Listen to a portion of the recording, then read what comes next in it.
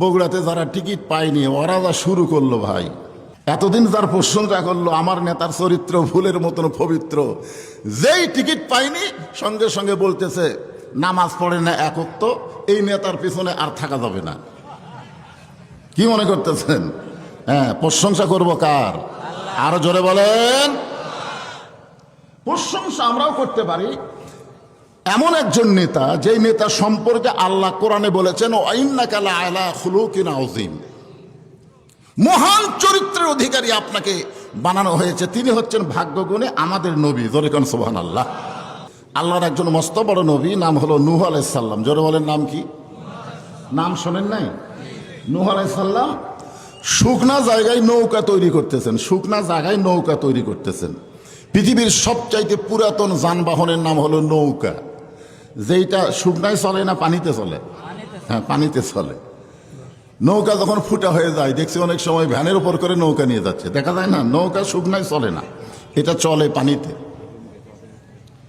তো নূহ আলাইহিস সালাম নৌকা তৈরি করতেছে কার হুকুমে? তাহলে আপনারা বলেন তো, নৌকা কি আসলে খারাপ? নৌকা তৈরির মিস্ত্রি একজন আল্লাহর নবী, আর যার হুকুমে তৈরি করা হচ্ছেন তিনি হচ্ছেন আমাদের আল্লাহ। জোরে কোন সুবহানাল্লাহ। এমন সময় এক বুড়ি মানুষ লাঠিতে ভর দিয়ে এসে বলে, বাবা নূহ, এই শুকনা জায়গায় নৌকা বানানোর কারণ কি? নূহ বললেন, বুড়িমা, বন্যা নামক একটা গজব আসবে, এই গজবে গোটা পৃথিবী ডুবে ধ্বংস হয়ে যাবে, কিন্তু নৌকার মধ্যে যারা থাকবে তাদেরকে আল্লাহ ধ্বংস করবে না। বুড়ি বললেন, বাবা নূহ, পৃথিবীতে অনেক মানুষ, তোমার এই নৌকায় যদি উঠবার চায়, সব মানুষকে কি নৌকায় আঁটবে? তো নূহ বলতেছেন, বুড়িমা, এই নৌকায় ওঠার শর্ত হলো আল্লাহর বান্দা বান্দি যারা নৌকার মধ্যে জায়গা পাবে, তারা বেঈমানদের জায়গা নৌকার মধ্যে হবে না। এটা ডাইরেক্ট বলে দিলেন, ইমানদার বান্দা বান্দি যারা নৌকার মধ্যে জায়গা পাবে, তারা বেঈমানদের জায়গা নৌকায় হবে না। সঙ্গে সঙ্গে বুড়ি বললেন, বাবা, নৌকায় উঠতে চাই, আমার করণীয় কি? নূহ বললেন, তাহলে আপনি স্বীকার করেন লা ইলাহা ইল্লাল্লাহ নূহ নবিউল্লাহ। আপনারা বলেন তো, নূহ নবীর উপরে কলমা পড়ছে আমাদের কোনো সমস্যা আছে? বাংলাদেশে গোটা পৃথিবীতে যারা ইহুদি, যারা খ্রিস্টান, তারা কিন্তু ইহুদিরা মুসা আলাইহিস সালাম পর্যন্ত কলমা পড়ে, আর খ্রিস্টানরা ঈসা পর্যন্ত পড়ে, আর মুসলমানেরা মুহাম্মদ রাসূলুল্লাহর কলমা পড়ে সমস্ত নবীকে মহব্বত করে। ধরে কোন সুবহানাল্লাহ। আপনারা যদি ইহুদি থেকে বলেন যে ঈসা আর মুহাম্মদ এই দুইটা নবী, কয় আমরা জানি না, মানিও না। খ্রিস্টানদেরকে যদি বলেন মুহাম্মদ সাল্লাল্লাহু আলাইহি ওয়াসাল্লাম, কয় আমরা জানিও না, মানিও না। আর আমরা যারা মুসলমান, এই নবীর যারা উম্মত, কোন নবীর উপর আমাদের হিংসা আছে? যেরকম হিংসা আছে, তাহলে নূহ নবীর কলেমা সবাই জবান খুলে বলেন, লা ইলাহা ইল্লাল্লাহু নূহ নবিউল্লাহ। বুড়ি যখন কলেমা পড়লেন, নূহ নবী বললেন, বুড়িমা, আপনার আর কোনো টেনশন নাই, আপনার আর কোনো চিন্তা নাই। বন্যা গজব যখন আসবে, আমি তখন আপনার হাত ধরে নৌকায় উঠিয়ে নেব। সঙ্গে সঙ্গে বুড়ি বললেন, আলহামদুলিল্লাহ। আপনার বলেন তো, ঈমান গ্রহণ করার পরে বুড়ির অন্তরে কে জাগ্রত করে দিল?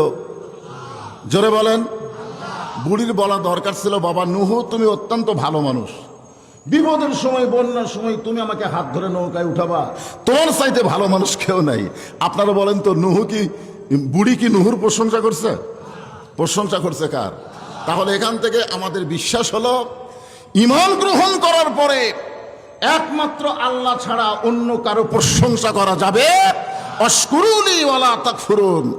আজকে দেখবেন অনেকে, গতকাল যখন বিএনপির নমিনেশন ঘোষণা করলো, যাদেরকে টিকিট কনফার্ম, এটা তো সম্ভাবনা, এটা এখনো কনফার্ম হয়নি, আমাদের বগুড়াতে যারা টিকিট পায়নি ওরা যা শুরু করলো ভাই, এতদিন যার প্রশংসা করলো আমার নেতার চরিত্র ফুলের মতন পবিত্র, যেই টিকিট পায়নি সঙ্গে সঙ্গে বলতেছে নামাজ পড়ে না একত্ব, এই নেতার পিছনে আর থাকা যাবে না। কি মনে করতেছেন? হ্যাঁ, প্রশংসা করব কার? আরো জোরে বলেন।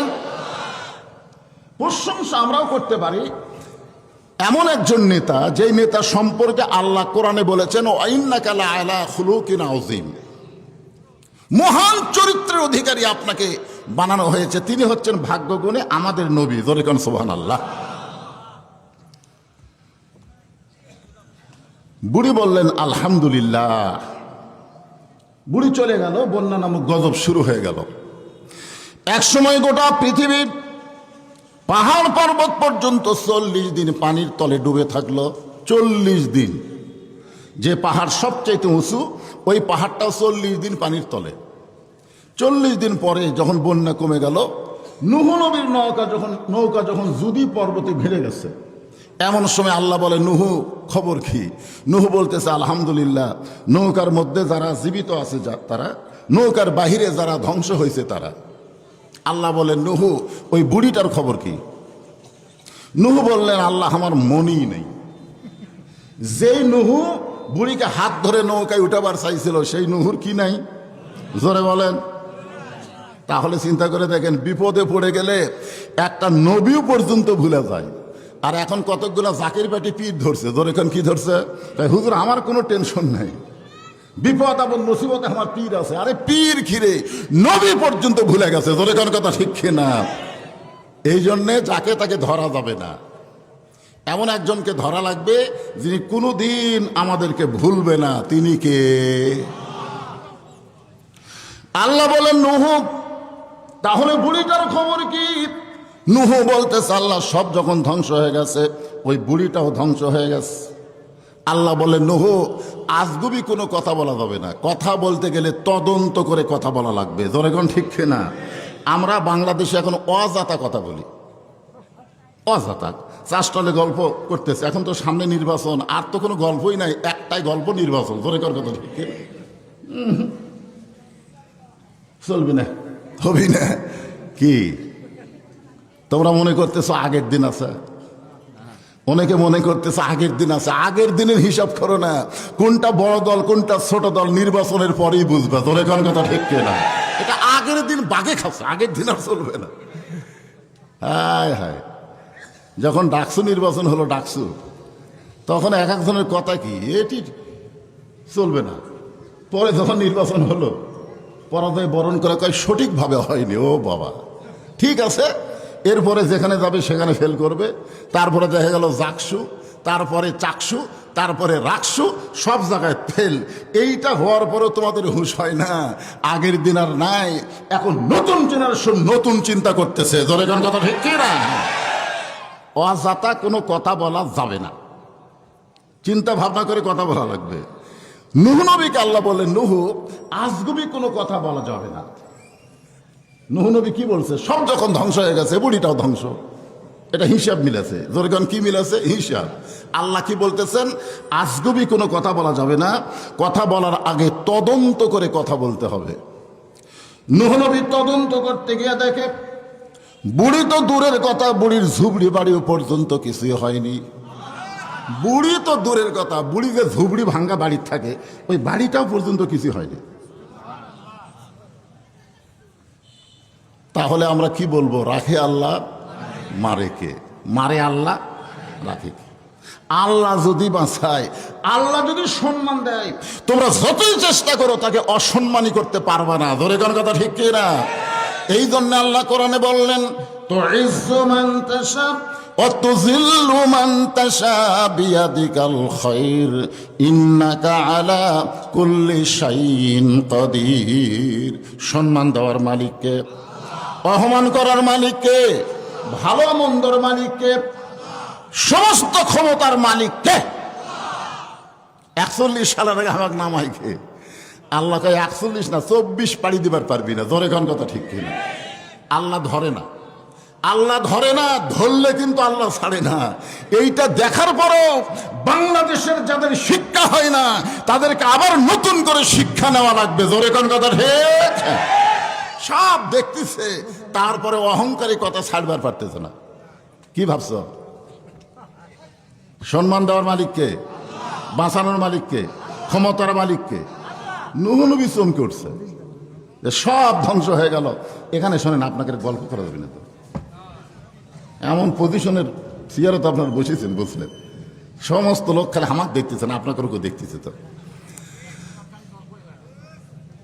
কি বুঝবেন? একটু খেয়াল করেন। নূহ নবী চমকে গেল, এই বন্যায় সব ধ্বংস হলো, এই ঝুবড়ি বাড়ি কিছুই হলো না।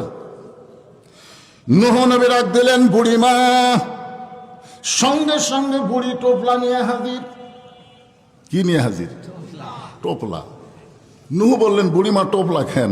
বলে সাইজ হয়ে বসে আছে। সাইজ আপনারা বুঝলেন? সাইজ বোঝেন? যে কোনো সময় ডাক পড়বে, যে কোনো সময়। আপনার মনে করেন না যে আমি যুবক আছি, আমার দাদা বেঁচে আছে, আগে দাদার ডাক পড়বে, আমার ডাক পড়বে পরে, এইটা মনে করেন না। যে কোনো সময় ডাক পড়বে, আমাদেরকে সাইজ হয়ে থাকা লাগবে। ধরে কন ঠিক কি না? চলতে পথে 2 দিন থামিলাম, যাবার কালে একজন আরো দেখা না পাইলাম। ও আমার সাদের মালা যায় রে ছিঁড়ে, রইব না আর বেশি দিন তোদের মাজারে। ডাক দিয়াছেন, দয়াল বাদ দেন, আল্লাহ বলবেন ডাক দিয়াছেন আল্লাহ আমারে, রইব না আর বেশি দিন তোদের মাজারে। যে কোনো সময় আমাদের ডাক পড়বে, আমাদেরকে সাইজ হয়ে থাকা লাগবে। এই জন্য আল্লাহ বলেছে লা তামুতুন্না ইল্লা ওয়া আনতুম মুসলিমুন, মুসলমান না হয়ে মৃত্যুবরণ করো না, মুসলমান হইয়া তারপরে মরা লাগবে। জোরে কোন কথা ঠিক কি না? এখন মুসলমান হয়ে যদি মরতে চাই, আমাদের করণীয় কি, এইটা আমাদের জানার দরকার আছে না নাই? হ্যাঁ, এই জন্য খুব মনোযোগ দিয়ে শুনবেন। নূহ বললেন বুড়িমা, বন্যা নামক গজব শেষ হয়ে গেছে, গোটা পৃথিবী ধ্বংস হয়ে গেছে, অথচ আপনার ঝুবড়ি বাড়ি পর্যন্ত কিছুই হলো না। ও বুড়িমা, আপনি গোপনে গোপনে এমন কি আমল করেন যে আমল করার কারণে আল্লাহ তাআলা আপনার কোনো ক্ষতিও করেনি, আপনার বাড়িও কিছু হয় নাই? বুড়ি বলতেছে বাবা, গোপনে কোনো আমল নাই। আমি যখন আল্লাহর প্রতি ঈমান গ্রহণ করছি, তুমি যখন বললে আমাকে হাত ধরে নৌকায় উঠাবা, তখন আমার ঈমান বলতেছে আলহামদুলিল্লাহ, কারণ তুমি যতই উঠাবার চাও। আমার ঈমান বলতেছে যে সবাই সবাইকে ভুলে যাবে, কিন্তু একজনই কাউকে ভুলবে না। বলেন তো তিনি কে? আপনাদের ঈমান কি বলতেছে? আমাকে ঈমান এরকম পাকা এখনো হয়নি। কলেমার জিকির করি, কলেমা খতম করি, কিন্তু আমাদের ঈমান এখনো এত পাকা হয় নাই। কলেমা পড়ার সাথে সাথে বুড়ির ঈমান বলতেছে সবাই সবাইকে ভুলতে পারে, কিন্তু একজনই কোনোদিন ভুলবে না, তিনি কে?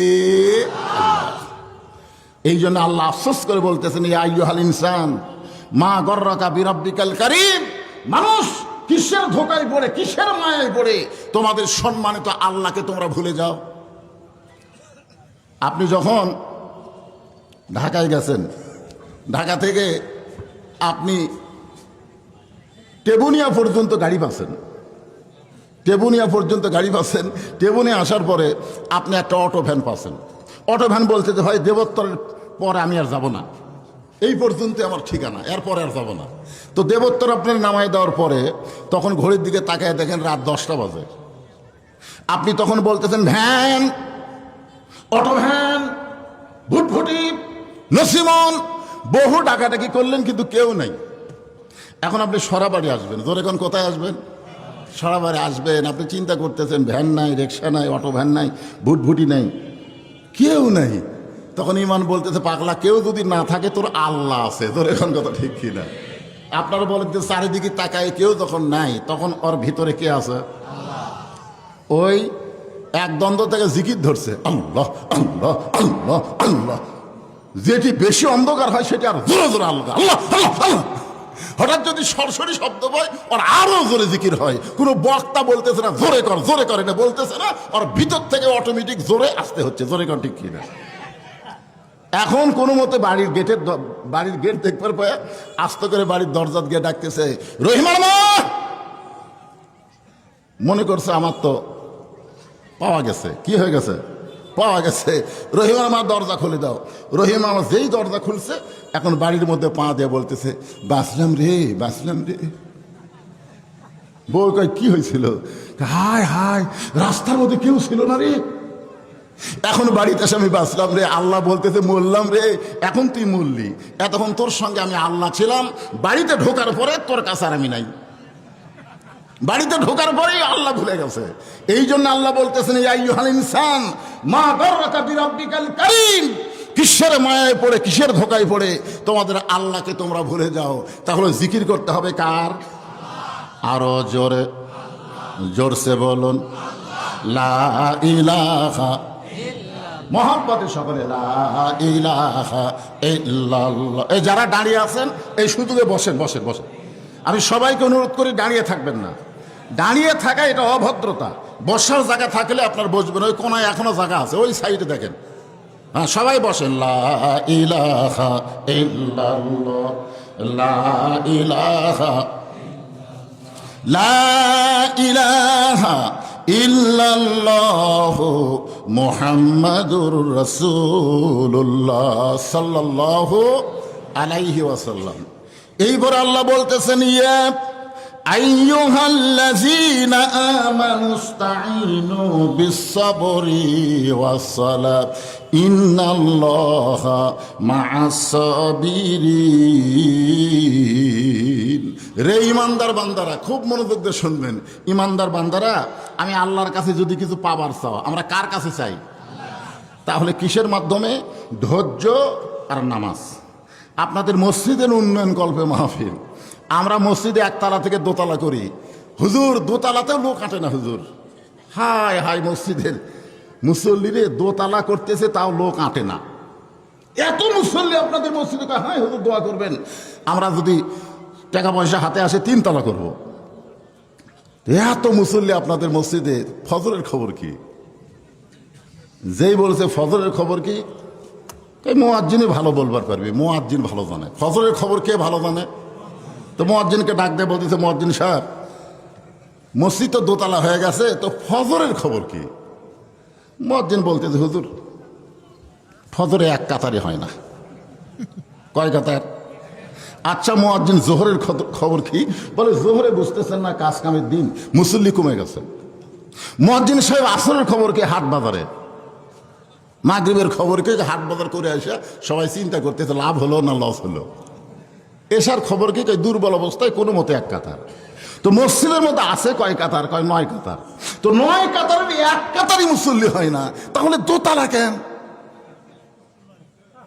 তখন মসজিদের সভাপতি বলতেছে, ওই যে জুমার দিনে সবার শেষে আসে আগে যায়, ওই শালাকের জন্যই দোতলা করা লাগতেছে। আসলে এরা মুসল্লি না, এরা হলো শালা। ধরে কেন এরা কি? এরা শালা, এরা মুসল্লি না। তো সবার শেষে আসা আগে যায়, এরা মুসল্লি? এদেরকে আল্লাহ বলতেছেন ফাওয়াইলুল লিল মুসাল্লিন, এরা মুসল্লি নামক জাহান্নামী। মসজিদের উন্নয়ন মানে মসজিদ দোতলা করা না, মসজিদের উন্নয়ন মানে মুসল্লি কালেকশন করা। জোরে গান কথা ঠিক কিনা? বাজারের মসজিদ, বাজারের মসজিদ। খুব খেয়াল করেন, আল্লাহ বলতেছেন আমি আল্লাহর কাছে যদি কিছু পাওয়ার চাও, ধৈর্য আর নামাজ নিয়ে চাও। আপনার বলেন তো নামাজের সাথে আল্লাহ ধৈর্যের কথা কেন বললেন? কারণ বাংলাদেশে আমাদের সব কামে ধৈর্য আছে, কিন্তু নামাজের মধ্যে আমাদের ধৈর্য কম। জোরে কোন কথা ঠিক কিনা? দেখবেন 5 মিনিট পরে আসরের জামাত হবে, 5 মিনিট পরেই ওই হঠাৎ তো কোনোদিন আকামতের আগে ঢোকে না, কোনোদিন আকামত দেওয়ার সময় ঢোকে না, কিন্তু আজকে ভুল করে ঢুকছে। ঢোকার পরেই খালি ঘড়ি দেখা শুরু হয়ে গেছে। কয়েকবার ঘড়ি দেখার পরে পাশের ভাইটাকে বলতেছে, ভাই আর কয় মিনিট? কয় এখনো 3 মিনিট। কয় আজ ঘড়ি লুটতেছে না ভাই, আজ ঘড়ি লুটতেছে। ওই লোকটাই নামাজ শেষ করে সরাবাড়িয়ার 4 স্টলে ঘন্টার পর ঘন্টা আড্ডাগুলি মারবে, একবারও ঘড়ি দেখবে না। দরে কোন কথা ঠিক না? এই জন্য আল্লাহ বলতেছেন বিসসাবরি ওয়াস-সালাত, নামাজ এমন একটা ইবাদত যার ভিতরে ধৈর্যের দরকার আছে না নাই? দরে কোন আছে না নাই? হ্যাঁ। অন্য জায়গায় আল্লাহ বলেছেন কদ আফলাহা মান তাযাক্কা ওয়া যাকারা ইসমা রাব্বিহি ফাসাল্লা। আগেই তুমি মুসল্লি হবে না, মুসল্লি হওয়ার আগে তোমার কিছু কাম আছে। সেই কাজটা কি আমি বোঝানোর জন্য বলতেছি, একটু মনোযোগ না দিলে বুঝবার পারবেন না। কারণ নামাজের চাইতে ভালো কোনো ইবাদত দুনিয়াতে নাই। এক নামাজের মাধ্যমে আপনি দুনিয়াতেই 3টা পুরস্কার পাবেন। 1 নম্বর পুরস্কার হলো ইন্নাস সালাতা তানহানিল ফাহশাই ওয়াল মুনকার। একমাত্র নামাজে পারে মানুষকে যাবতীয় বেহুদা কাজ থেকে হেফাজত করতে। জোরে করো সুবহানাল্লাহ। ফালিয়াবুদু রাব্বা হাযাল বাইত, ওই ঘরের মালিকের তোমরা গোলামি করো। আতা'আমাহুম মিন জু'ইন ওয়া আমানাহুম মিন খাউফ, তোমাদের সঙ্গে সঙ্গে 2টা পুরস্কার দেওয়া হবে। 1 নম্বর পুরস্কার হলো তোমাদের রিজিকের কোনো পেরেশানি থাকবে না।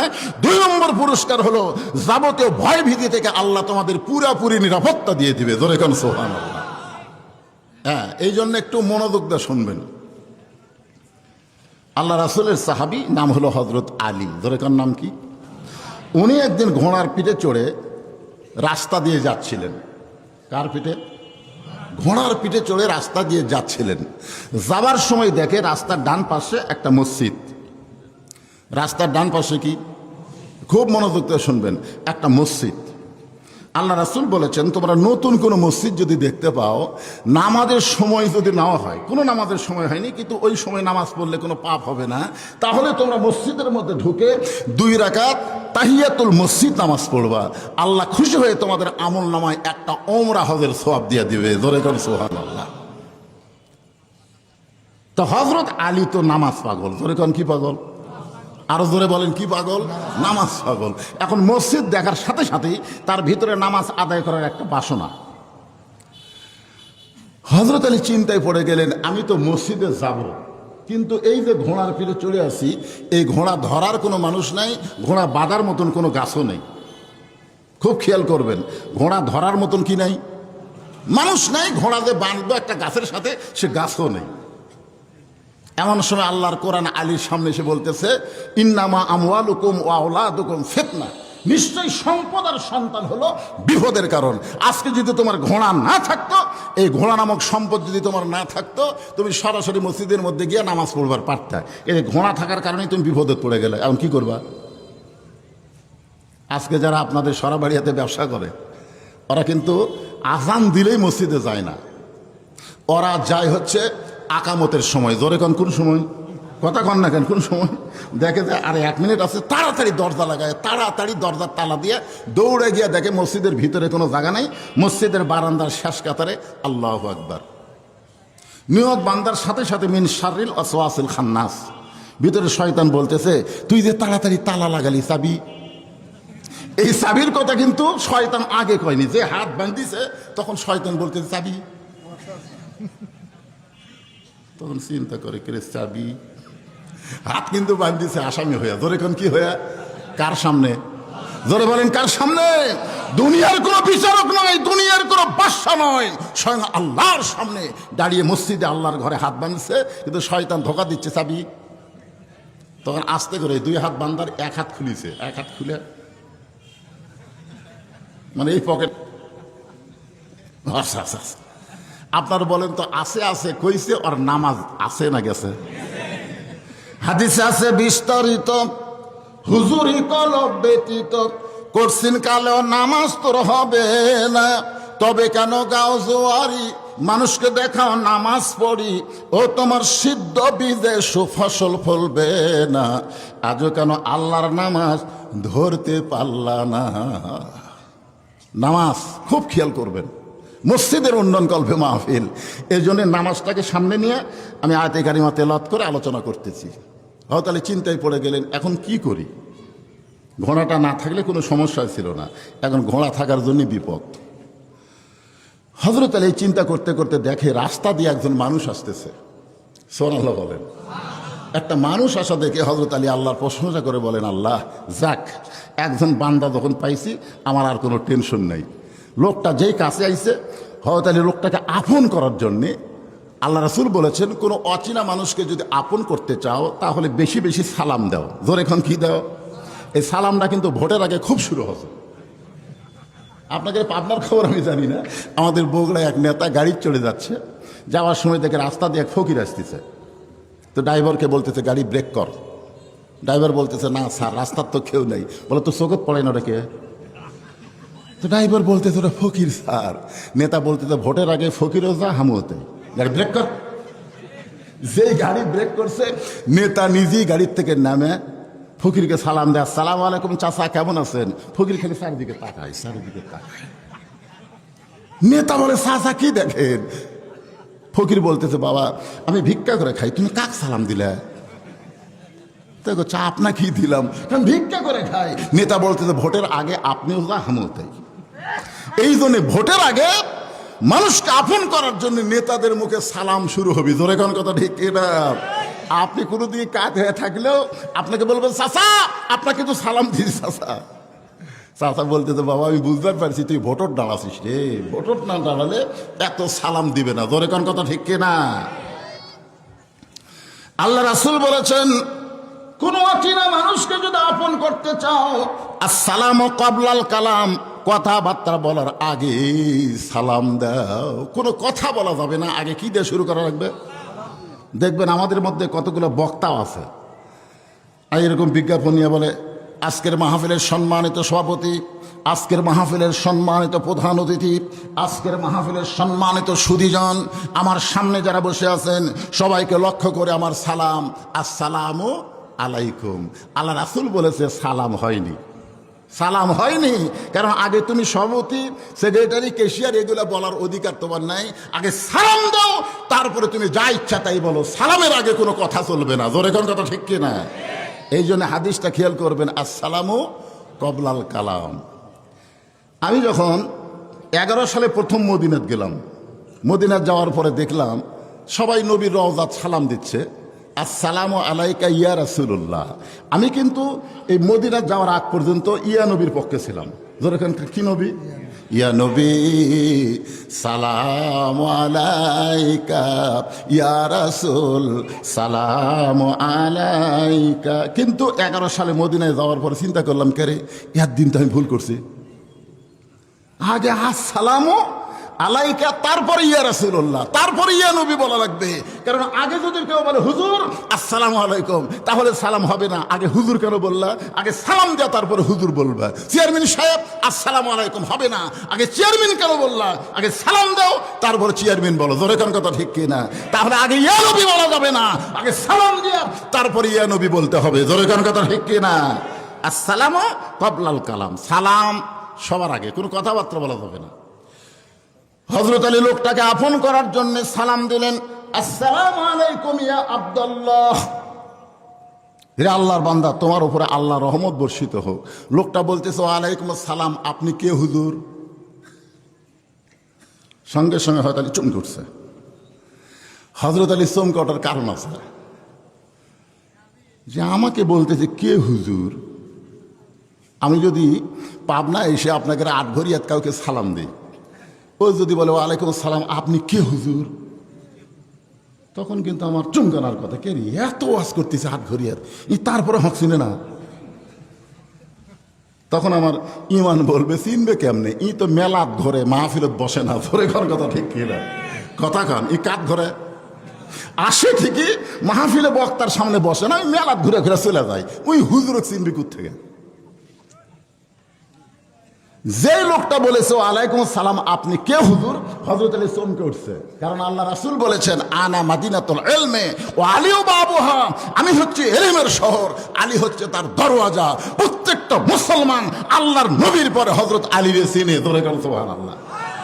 কিন্তু কেমন মুসলমান? ওয়ালাইকুম আসসালাম, আপনি কে হুজুর? আমাদের বাংলাদেশে এরকম কিছু মুসলমান আছে না নাই? হুজুরক চেনে নাই, হুজুরক চেনে না। এই গ্রামে 10টা হাফেজ আছে, ওই কোনোদিনও চাষটলে গল্প করে না। ওই গল্প করে, আমার গ্রামে 2টা ছেলে আমেরিকা গেছে, আমার গ্রামে একটা MBBS ডাক্তার আছে, আমার গ্রামে একটা এসপি আছে, ডাক্তার আছে, আমেরিকা গেছে। এইগুলো গল্প করা কোনো মুসলমানের সাজে না। মুসলমানের গর্ব হলো, অহংকার হলো, আমার গ্রামে 10টা কোরআনের হাফেজ আছে। জোরে কোন কথা ঠিক কথা বলেন? হুজুরক তো এখন চিনবেন না। 13 বছর অন্যায় ভাবে জেলখানায় বন্দি করে রাখছে, এরপরেও তাকে হাসপাতাল নিয়ে গিয়ে হত্যা করেছে। এরপরে বাংলার জনগণ চিনবার পারছে আসল হুজুরকে। জোরে কোন কথা ঠিক কথা বলেন?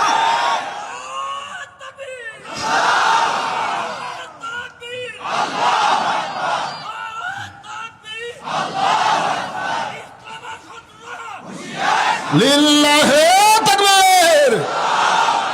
হুজুর কখন বলেছিল যে 12 কোটি মুসলমান বাংলাদেশের গাছের গোড়া ঝাঁকি মারবে আর তুমি দিল্লির মামু বাড়িয়া পড়বে? তোর এখন কথা ঠিক কিনা? যখন হুজুর বলেছিল তখন উনি কি মরছিল কেমনে? 24 সালে এটা বাংলার জনগণ হুজুরকে আল্লাহর ওলি হিসাবে বিশ্বাস করা হয়েছে। তোর এখন কথা বল না কেন? হুজুর এখন চিনবে? মরার সময় হুজুর চিনবে, মরার সময়।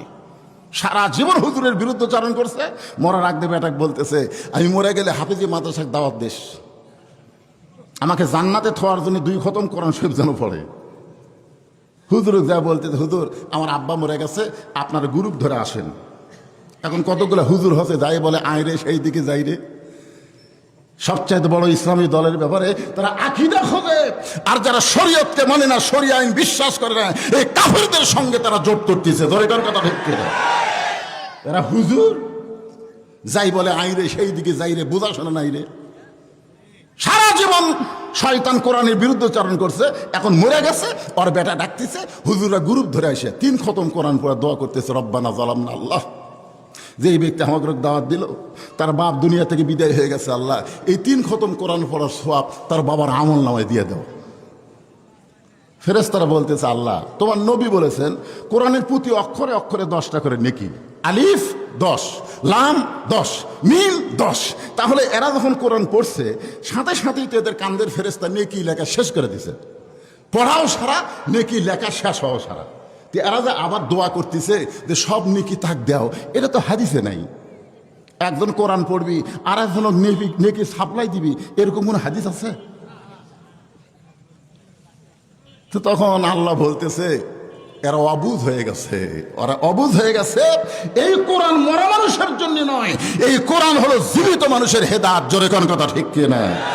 ইন্না নাহনু নাযালনা যিকরা ওয়া ইন্না লাহু লাহাফিজুন ওয়া নুনাজ্জিলু মিনাল কুরআনি মা হুয়া শিফাউ ওয়া রাহমাতুল লিল মুমিনিন। আল্লাহু আকবার। হযরত আলী বলতেছে ভাইজান আমি ওই যে আল্লাহর ঘরে ঢুকে 2 রাকাত নামাজ পড়বো। কয় রাকাত? তুমি আমার ঘোড়াটা যদি ধরো, তুমি যদি আমার ঘোড়াটা ধরো তাহলে আমি 2 রাকাত নামাজ পড়বো। লোকটা বলতেছে আপনি 2 রাকাত কেন, 200 রাকাত পড়েন, আমার কোনো অসুবিধা নেই। হযরত আলী কয় রাকাত পড়বি? কিন্তু লোকটা বলতেছে আপনি 2 রাকাত কেন, 200 রাকাত পড়েন, আমার কোনো সমস্যা নাই, ঘোড়া আমি ধরে আছি। আলী চমকে উঠলো, অতি ভক্তি। জোরে কোন অতি ভক্তি। কয় রাকাত পড়বি? আমি কি বলতেছে 2 রাকাত কেন, 200 রাকাত পড়েন। ওই লোকটা হলো ঘোড়া চোর। জোরে কোন কি চোর? চিন্তা করছেন? হযরত আলী চোরের হাতে ঘোড়া দিয়া আল্লাহর নামাজ পড়ার জন্য মসজিদের মধ্যে ঢুকতেছে। আজকে আমরা চোরের হাতে বাংলাদেশ দিয়ে যতই নামাজ পড়ি ভাই কাম হবি না, জুতা লিয়া মসজিদের সামনে যাওয়া লাগবে। জোরে কোন কথা ঠিক কিনা? কি 2000 টাকার জুতা আছে, 2000 টাকার জুতা আপনার মন বলতেছে কোথায় রাখবি? বর্তমান যে পরিবেশ বাংলাদেশে চলতেছে, তুই জুতা থুয়া সামনে কাতারে পর, আসে দেখবি জুতা নাই। দরকার কি ভাই বিপদের মধ্যে পড়া, জুতা হাতত নেই। যেই জুতা হাতত নিছে 2 কান্দের ফেরেশতা বলতেছে আল্লাহ তোমার বান্দা যে চোরের ভয়ে জুতা নিল, এখন তোমার ভয়ে নামাজ পড়বে, এটা কি হবে? আল্লাহ বলতেছে চোরের ভয় আল্লাহর ভয় একই কলিজার মধ্যে যদি রয় তার কোনোদিন নামাজ কবুল হয় না। যতক্ষণ পর্যন্ত চুরি করলে যে বিধান আল্লাহ কোরআনে দিয়েছে এইটা বাংলাদেশে চালু না হবে, ততদিন পর্যন্ত আমাদের একটা নামাজও কবুল হবে না। জোরে কোন কথা ঠিক কিনা?